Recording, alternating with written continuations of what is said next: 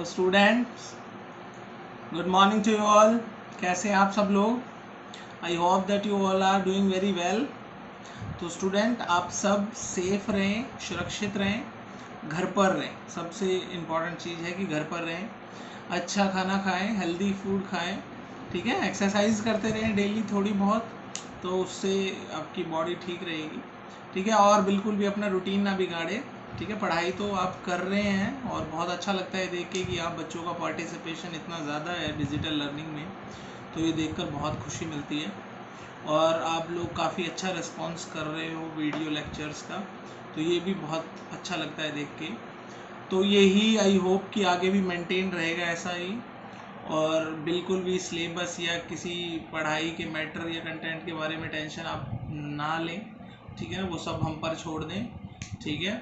आप बस जो करवाया जा रहा है आपके स्कूल से वो करते रहें, वीडियो लेक्चर्स में जो होता है वो करते रहें, बस होमवर्क करते रहें अपना टाइम टू टाइम, बस यही आपकी तरफ से हम चाहते हैं। तो स्टूडेंट, आज हम स्टार्ट कर रहे हैं अपना नया chapter, chapter number 6, staffing. Staffing, ठीक है। तो स्टूडेंट, हमने फर्स्ट चैप्टर में सीखा था मैनेजमेंट को, जिसमें मैंने आपको बताया था कि मैनेजमेंट के फंक्शंस कुछ होते हैं। सबसे पहला था उसमें स्टूडेंट प्लानिंग, दूसरा था ऑर्गेनाइजिंग, और तीसरा ये है स्टाफिंग। उसके बाद डायरेक्टिंग और फिर कंट्रोलिंग। तो अभी रुकते हैं। प्लानिंग में हमने देखा, हमने प्लान करा, हमने स्टडी करा पूरा डिटेल में, ठीक है। मैनेजमेंट ने कि करना क्या है, किस तरह से करना है, क्या अप्रोच करना है, मतलब प्लान कर रहा है, ठीक है। ऑर्गेनाइजिंग में हमने क्या करा, हमने स्ट्रक्चर तैयार करा, एक फ्रेमवर्क तैयार करा। हम एग्जांपल से समझते हैं कि एक बिजनेसमैन है, उसने बिजनेस स्टार्ट करने से पहले प्लानिंग करी। जैसे मान लो कि आप कोई रेस्टोरेंट ओपन करना चाह रहे हैं, तो उसने प्लानिंग करी कि भाई मार्केट में रेस्टोरेंट में खाने वाले कितने लोग हैं, कितने मेरे कॉम्पिटिटर्स हैं, क्या मेरा प्राइस होगा, कहाँ पर मेरा रेस्टोरेंट होगा, ठीक है ना, ये सब चीज़। दूसरा उसके दिमाग में आया कि मेरे को यार कितने एम्प्लॉयज़ की ज़रूरत है, कितने लोगों की ज़रूरत है। तो कितने एम्प्लॉयज और कितने लोग, इस सवाल का आंसर तो तब मिलेगा जब वो स्ट्रक्चर बनाएगा, यानी उसने ऑर्गेनाइजिंग की। ऑर्गेनाइजिंग मतलब उसने फ्रेमवर्क तैयार करा, स्ट्रक्चर बनाया, ठीक है ना। फ्रेमवर्क या स्ट्रक्चर बनाया, उसने पोस्ट बनाई कि कितनी पोस्ट पर कहाँ कहाँ लोग मेरे को ज़रूरत है लोगों की। तो उसने अपना टोटल काम देखा, मेरे को कितना मेरे पास काम है, तो उस काम को करने के लिए मेरे को कितने आदमी चाहिए। अभी सिर्फ ऑर्गेनाइजिंग में हमने स्ट्रक्चर तैयार करा है। हमने सीखा ऑर्गेनाइजिंग में फॉर्मल स्ट्रक्चर कैसा होता है, इनफॉर्मल कैसा होता है, स्ट्रक्चर के बेसिस कौन कौन से हैं, फंक्शनल और डिविजनल, ठीक है। स्ट्रक्चर प्रिपेयर करा है कि अभी हमने स्ट्रक्चर बना दिया कि एक हमें शेफ चाहिए, दो हमें उसके हेल्पर चाहिए हैं, दो हमें बर्तन धोने वाले चाहिए, दो हमें वेटर चाहिए, एक मैनेजर चाहिए। तो ये स्ट्रक्चर तैयार करा है, तीन तीन और चार सात और एक 8 लोगों का। अब इन 8 की भर्ती जो होगी, इनको भरा जाएगा, इन पोस्ट खाली वैकेंसियों को भरा जाएगा किसमें, स्टाफिंग के अंदर। Clear student? तो खाली वैकेंसी को किसमें भरा जाएगा, स्टाफिंग के अंदर। तो स्टाफिंग का मतलब क्या होता है, staffing is a process of placing the right people at the right place, या आप कह सकते हो staffing is the process of selecting right person for the right job, ठीक है ना। आप इसकी बहुत सारी डेफिनेशन है, जैसे ये भी है कि स्टाफिंग क्या करता है, obtaining, utilizing and maintaining the workforce, ठीक है ना, कि वर्कफोर्स को ऑब्टेन करता है, हायर करता है, ठीक है, उसे काम में लगाता है और उसे मेंटेन करके रखता है, ये काम करता है स्टाफिंग, ठीक है। तो सबसे पहले स्टाफिंग क्या करेगा, लोगों को भर्ती करेगा, ठीक है, उनको काम देगा किसको क्या करना है, फिर उन्हें मेंटेन भी रखेगा। मेंटेन का मतलब कि भाई उनकी सैलरी टाइम टू टाइम आ रही है कि नहीं, किसी को कोई दिक्कत प्रॉब्लम है कि नहीं, ठीक है, किसी के पैसे कटे हैं तो क्यों कटे हैं, कोई और किसी का इशू हो, तो ये सब चीजें देखता रहेगा। मतलब जब तक एक पर्स एम्प्लॉय कंपनी में ज्वाइन करता है, वहां से स्टाफिंग का काम शुरू होता है, और जब तक वो छोड़ के नहीं जाता तब तक स्टाफिंग उसके साथ जुड़ा रहता है। क्लियर है स्टूडेंट? तो स्टाफिंग का मतलब यही है कि इन पोस्ट को, इन वैकेंसीज को फिलअप करना, भरना, ठीक है ना। अच्छा, फिर स्टूडेंट, ये तो आप स्टाफिंग का मतलब समझ गए। अब इसकी इंपॉर्टेंस कि ये क्यों जरूरी है, यानी इंपॉर्टेंस क्यों जरूरी है, या इस इंपॉर्टेंस को आप नीड भी लिख सकते हो कि why it is necessary, why it is required, staffing हमें क्यों चाहिए, ठीक है ना। तो स्टाफिंग हमें क्यों चाहिए, इस बात का आंसर इस बात का आंसर अभी कर देते हैं स्टूडेंट। तो क्यों चाहिए हमें? सबसे पहले तो हमें इसलिए चाहिए ऑब्टेनिंग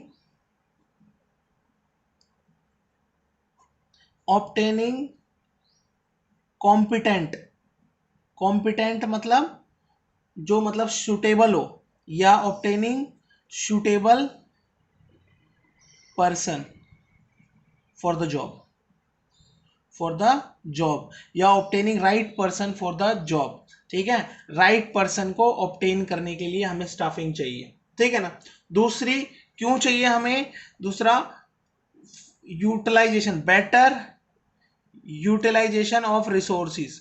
मान लो भाई रेस्टोरेंट है, ठीक है ना, रेस्टोरेंट में सब्जियां होती हैं, पनीर होता है, या जिस जिस सामान बनता है, दूध होता है, सारी चीजें होती हैं, इक्विपमेंट्स होते हैं, गैस होती है, पानी होता है। अब आप ऐसे किसी पर्सन को आपने रख लिया शेफ, जिसे खाना बनाना नहीं आता, तो वो खाना बनाएगा या नहीं बनाएगा इस बात को तो पता नहीं है। अगर उससे खाना बन गया तो वो पता नहीं कितना सामान बिगाड़ देगा, और नहीं बना तो बिगड़ ही गया।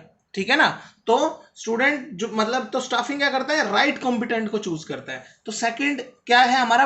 यूटिलाइजेशन ऑफ रिसोर्सेज, कि स्टाफिंग की वजह से हमारे जो रिसोर्सेज है वो अच्छे से यूटिलाइज होते हैं। ऑप्टिमम यूटिलाइजेशन ऑफ रिसोर्सेज या better utilization of resources, better utilization of resources, कि रिसोर्सेज का अच्छे से यूटिलाइजेशन होता है। ठीक है। फोर्थ है स्टूडेंट, ना थर्ड है, सॉरी, थर्ड क्या है? आप इसकी इंपॉर्टेंस आप मैनेजमेंट से लिख सकते हो, रिक्वायर्ड फॉर लॉन्ग सर्वाइवल। अगर किसी ऑर्गेनाइजेशन को लंबा चलाना है, हमेशा ध्यान रखना, अगर आपको लंबा चलाना है किसी ऑर्गेनाइजेशन को, तो आपको स्टाफिंग करनी ही पड़ेगी। क्योंकि अगर स्टाफिंग करोगे तो आप सोचो अच्छा इंप्लॉय आएगा, और उस एम्प्लॉय को आप सेटिस्फाइड रखोगे, खुश रखोगे, उसकी दिक्कतें रिजोल्व करते रहोगे, उसे कभी परेशानी नहीं आने दोगे, तो वो एम्प्लॉय कभी भी आपकी ऑर्गेनाइजेशन को छोड़कर नहीं जाएगा। दूसरा, आपकी ऑर्गेनाइजेशन में वो हमेशा मन लगाकर काम करेगा, दिल से काम करेगा, और जितना अच्छा काम करेगा उतना ही ज्यादा बिजनेस को प्रॉफिट होगा, और जितना बिजनेस को प्रॉफिट होगा उतना ही किसका होगा? आपको, यानी बिजनेसमैन को प्रॉफिट होगा। तो बिजनेस टिका रहेगा हमेशा। ठीक है। नेक्स्ट स्टूडेंट्स, फोर्थ है इंक्रीज एफिशिएंसी। इंक्रीज एफिशिएंसी क्या मतलब इसका? कि क्षमता बढ़ेगी। अगर आप एम्प्लॉय को, मैंने अभी बताया, जैसे कि अगर आप सेटिस्फाइड रखोगे, एम्प्लॉय को खुश रखोगे, तो उसका अगले का काम करने का मन करेगा। ठीक है ना, क्षमता बढ़ेगी उसके काम करने की। अच्छा, फिर क्या है? फिर है कि इंक्रीज प्रोडक्टिविटी। इंक्रीज प्रोडक्टिविटी यानी कि अच्छा काम करेगा तो कंपनी में प्रोडक्टिविटी इंक्रीज होगी, मतलब जो भी काम कर रहे हैं वो इंक्रीज होगा, ज्यादा काम करने लगेगी। ठीक है। और क्या कर सकते हो आप? Help to motivate the employees. ये क्या करता है? एम्प्लॉयज को मोटिवेट रखता है, मोटिवेट द एम्प्लॉयज।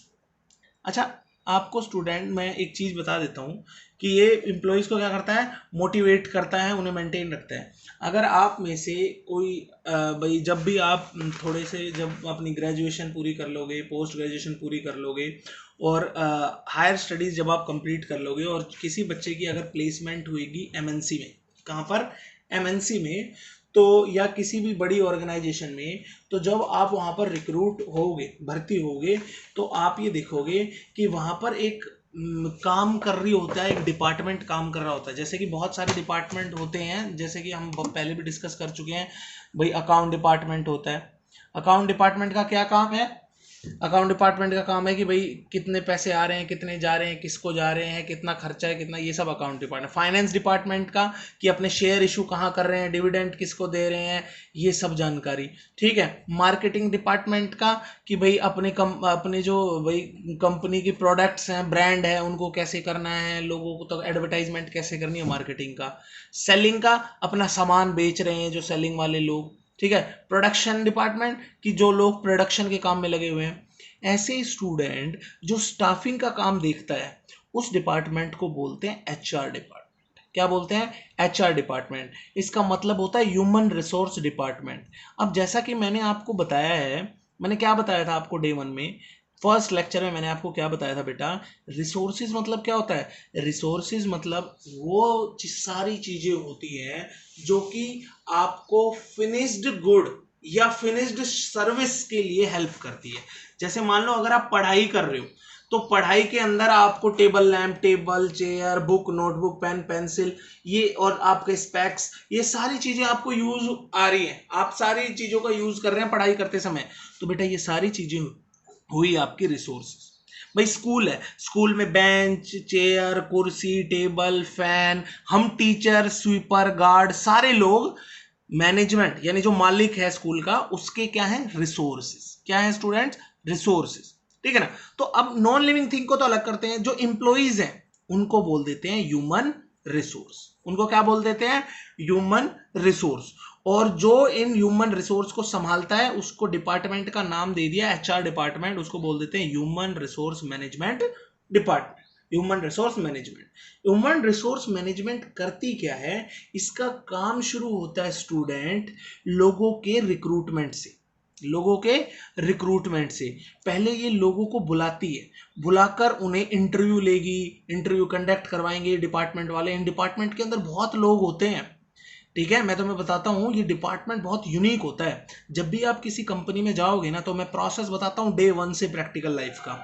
आप किसी कंपनी से, आपने अखबार में एडवर्टाइजमेंट पढ़ी कि भाई इस कंपनी के अंदर 2 अकाउंटेंट की जरूरत है, वो इश्तिहार अखबार में देता है एचआर डिपार्टमेंट, ठीक है। इसका काम वहां से शुरू होता है।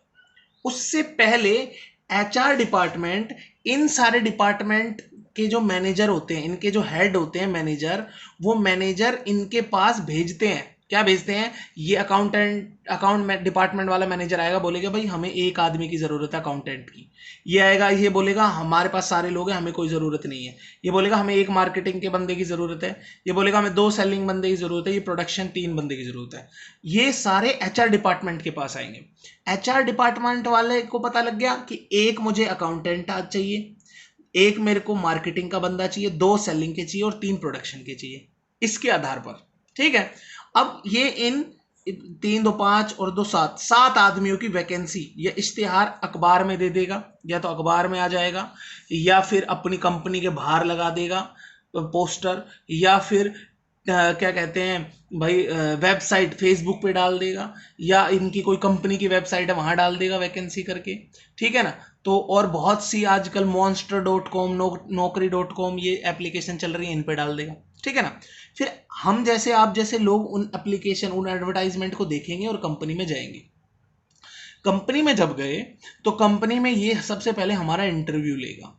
इंटरव्यू लेंगे हमारे, कि हमारे चेक करेंगे, कम्युनिकेशन चेक करेंगे, हमारी फिजिकल प्रेजेंस चेक करेंगे, हमारे एटिकेट चेक करेंगे, हमारी एजुकेशन भी चेक करेंगे कि आपके पास क्या डिग्री है क्या नहीं है, ठीक है। और फिर जो जो कॉम्पिटेंट पर्सन होगा सेलेक्ट करेंगे उसे, और सेलेक्ट करने के बाद उसके डिपार्टमेंट में इसे भेज देंगे। अकाउंट वाले को अकाउंट डिपार्टमेंट में दे देंगे, मार्केटिंग को मार्केटिंग में, सेलिंग को सेलिंग को, और प्रोडक्शन को प्रोडक्शन वाले को दे देंगे। समझ में आ गया भाई, इन्होंने रिक्वायरमेंट जनरेट करी थी, इनका काम था ऐसे बंदों को ढूंढना, उन्हें सेलेक्ट करना और इनको दे देना, ठीक है।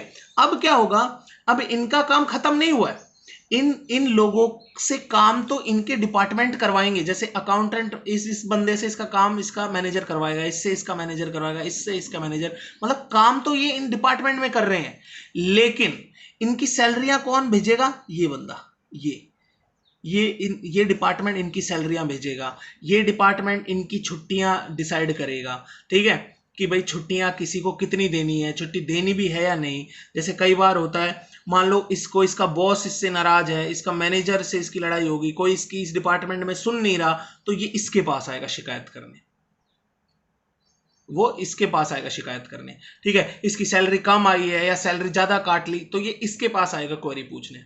या कल को इसे जाना है तो रिजाइन दिया है, तो वो इसके पास आएगा, ठीक है ना। ये एंड तक भी देखता है। फिर इनके ईयर एंड में अप्रेजल होते हैं। अप्रेजल मतलब मैं आपको बाद में बताऊंगा, प्रमोशन होते हैं, ट्रांसफर होते हैं, ये सब ये देखता है ये डिपार्टमेंट।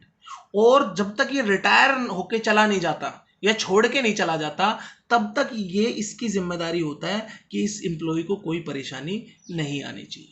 तो मैं कहता हूं कि ये जो डिपार्टमेंट होता है बेटा, ये बहुत ज्यादा इंपॉर्टेंट होता है हर ऑर्गेनाइजेशन में। सोचो, अगर भाई मान लो इनमें लेवल्स है, प्रोडक्शन डिपार्टमेंट में लेवल है, सबसे नीचे एसोसिएट, फिर सीनियर एसोसिएट, फिर टीएल, फिर और सब सुपर मैनेजर। अब एसोसिएट को कोई परेशानी है तो ये सीनियर एसोसिएट के पास जाएगा, मेरे को दिक्कत है। उससे खत्म नहीं हुई फिर ये टीएल के पास जाएगा, मेरे को दिक्कत है। टीएल से खत्म नहीं हुई मैनेजर के पास जाएगा, मेरे को दिक्कत है। और मैनेजर से भी खत्म नहीं हुई तो ये आएगा एचआर डिपार्टमेंट के पास। आप समझ लो एचआर डिपार्टमेंट इनका हाई कोर्ट है हर कंपनी का।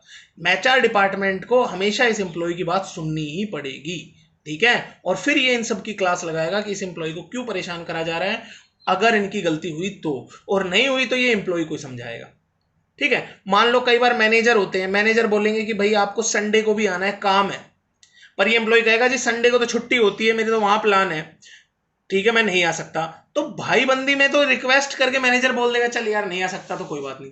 लेकिन अब ऐसी कोई सिचुएशन आ जाती है जिसमें मैनेजर कहता है नहीं जी आपको आना ही पड़ेगा चाहे कुछ हो, ठीक है, और एम्प्लॉय भी जित जाता है कह रहा मैं तो नहीं आऊंगा, तो उस केस में ये मसला ले जाएंगे एचआर डिपार्टमेंट। एचआर डिपार्टमेंट फैसला करेगा कि इस एम्प्लॉय को आना है या नहीं, ठीक है ना।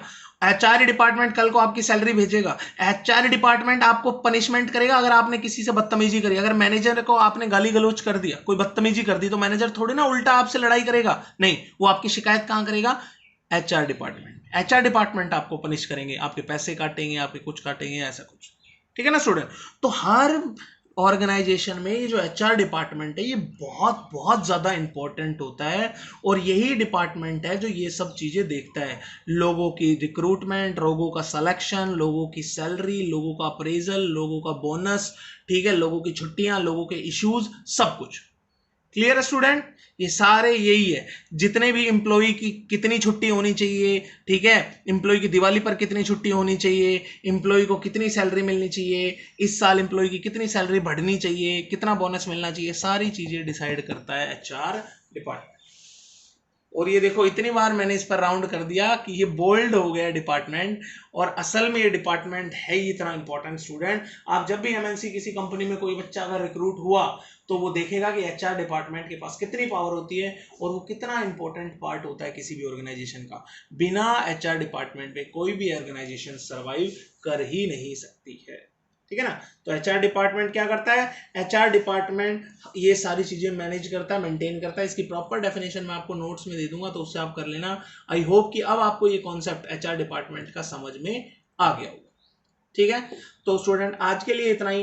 नेक्स्ट लेक्चर में हम स्टाफिंग के कुछ प्रोसेसेस और स्टाफिंग के बारे में कुछ और चीज सीखेंगे, ठीक है ना। तब तक के लिए आप ये चीज ध्यान समझें, ध्यान में रखें, ठीक है ना, और फिर हम आगे बढ़ेंगे। Clear student, bye bye and take care.